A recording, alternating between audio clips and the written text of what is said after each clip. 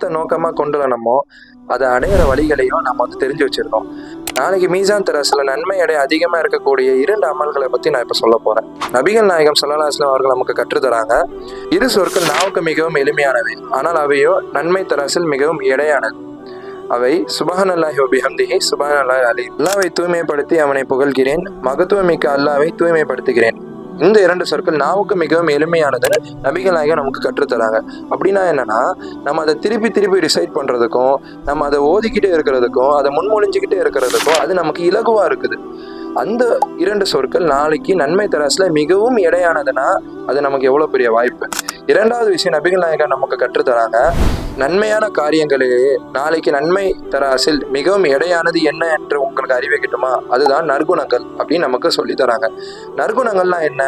உண்மையை பேசுறது, அன்பா இருக்கிறது, பிறரோட நட்பா இருக்கிறது, சண்டை சச்சரவு எதுவுமே ஏற்படுத்தாம இருக்கிறது. அப்படி ஒன்று ஏற்படுச்சுன்னா அதை சால்வ் பண்றதுக்கான வழிகளை நம்ம வந்து ஸ்டெப் எடுக்கிறது, பிறருக்கு உதவி செய்யறது, தான் சகோதரனுக்கு ஏதாவது ஒண்ணுன்னா ஓடி போய் நிக்கிறது, விட்டு கொடுத்து போறது, மன்னிச்சு விடுறது, இந்த மாதிரி பல விஷயங்கள் நற்குணத்துல அடங்கும்.